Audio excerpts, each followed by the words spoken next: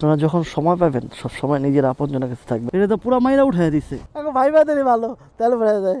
বৃষ্টিটা দরকার আসলো, কিন্তু এমন সময় দরকার ছিল না। আল্লাহ রহমত, হঠাৎ করে বৃষ্টিটা নেমে গেছে। আমি কই কি রে, সিনজির থেকে ছ্যাপটাপ মারলো নাকি অনেক বৃষ্টি। ওই কোনাটা অন্ধকার ছিল তো, ওই কোনাটার ভিতরে বৃষ্টি নামছে, বাট এই যে সামনে একটু যত আগে বাড়ছি নিমতলির দিকে, আই হে রে দেখেন কি অবস্থা হয়েছে। লোড গাড়ি একটা এই মাওয়া এক্সপ্রেসওয়েতে অ্যাক্সিডেন্ট করছে, এটা তো পুরা মাইরা উঠাই দিছে। মানুষকে কোনো ক্ষয়ক্ষতি হয়েছে? ড্রাইভার কি বাইচা আছে নাকি? ট্রাফিক আছে অবশ্য।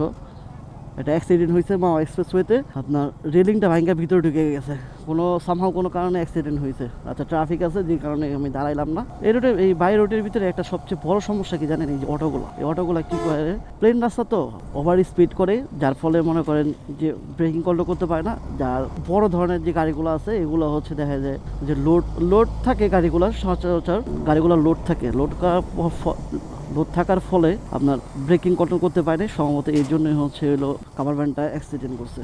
যাই হোক, আমি এখান থেকে একটু তেল নেই। এখানে আবার বৃষ্টি হয়েছে, দেখছ? এদিকে আবার বৃষ্টি হয়েছে। নাম দেখি বাচ্চা, দেখি নাম তত লম্বা। বাহ ভালো, গার্লফ্রেন্ড টাকা দেয় তেলের জন্য। ভালো কত দেখছ, কত ভালো দেখছ, তেল বইরা দেয়। আর তুই কি করলি? এখন ভাই বাদেরই ভালো তেল ভরে দেয়, আর পোলার কপাল ভালো, গার্লফ্রেন্ড তেল বইরা দেয়। আরে মেঘলা আকাশটা দেখছো কি সুন্দর লাগতেছে, পুরো মেঘলা ওয়েদার, আরে জোস লাগতেছে, খুব ভালো লাগতেছে। বৃষ্টি হয়েছিল হালকা পাতলা, এখন আবার বৃষ্টিটা থামে গেছে। ওই পাশে বৃষ্টি হইতেছে, বাট এই পাশে বৃষ্টি নেই, এই পাশে বৃষ্টি হয়ে গেছে, যার ফলে আমরা একটু ভাইজে গেছি। আমরা রাস্তায় দাঁড়ানোর চেষ্টা করছিলাম, বাট হচ্ছে রাস্তা দাঁড়াইনি, কিন্তু ওয়েদারটা যা লাগতেছে খুব সুন্দর লাগতেছে, আমার কাছে অনেক ভালো লাগতেছে। আর এই মাওয়া এক্সপ্রেসওয়ে নেই, বাই রোডে আসি। মাওয়ার এই দিকে 1 বছর পর আসা হয়েছে, মনটা একটু ভালো লাগতেছে। আর যে জায়গায় যাইতেছে এটা হচ্ছে আপনাদেরকে যাওয়ার পরে বলতেছে, জীবনের শেষ ঠিকানা হচ্ছে হলো এই জায়গাটা, যেখানে এখন আমরা ক্ষমতা, শক্তি, লড়াই সব কিছুই হচ্ছে এই জায়গায় এসে সবার শেষ হয়। আর এই শেষ গন্তব্যে আজকে আপনাদের সাথে শেয়ার করুন। যেতেছি একটা আপনজনের কাছে, একটা মার কাছে, একটা মমতার কাছে, যার ভালোবাসা অসীম। ওরে এদিকে আবার বাইকও চালায়, আবার বৃষ্টি পড়ে, আর এখানে দেখতেছে আবার বৃষ্টি নেমে গেছে। যাই একটু টান দিয়ে ফাঁকা জায়গায় দাঁড়াইতে হইব, ক্যামেরাটা ভিজে যাইব। যদিও ক্যামেরা ওয়াটারপ্রুফ, বাট মাইক্রোফোন লাগানো অবস্থা থাকলে ক্যামেরা ওয়াটারপ্রুফ থাকে না। ভিজে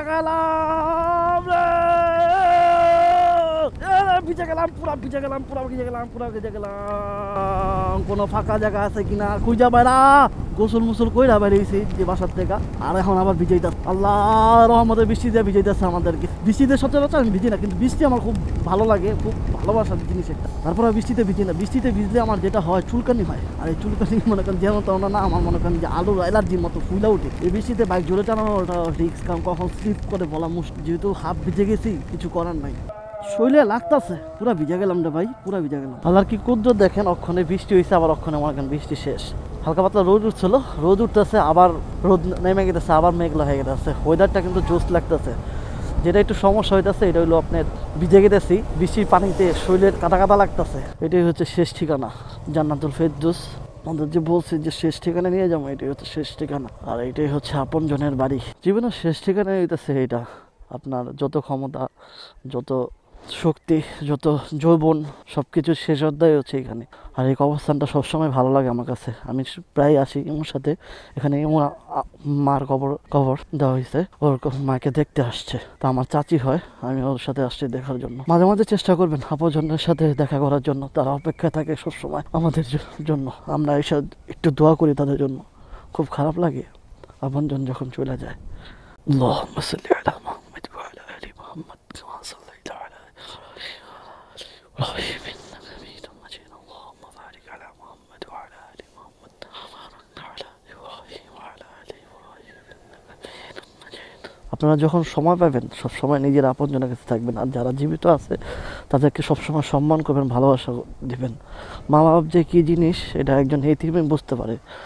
ওর মাও নয়, ওর বাবাও নয়, সবাই চলে গেছে পৃথিবীর থেকে এই অল্প বয়সে। ওর জন্য সবাই দোয়া করবেন, এবং যার মা বাবা আছে তাদের সবসময় চেষ্টা করবেন মা বাবার সমস্ত কিছু ভরণ পোষণ দেওয়ার, ভালোবাসার, থাকতে কদর করতে শিখেন আপনারা। আর আমার জন্য সবাই দোয়া করবেন যাতে আমি আমার মা বাবাকে যথেষ্ট পরিমাণ ভালোবাসতে পারি।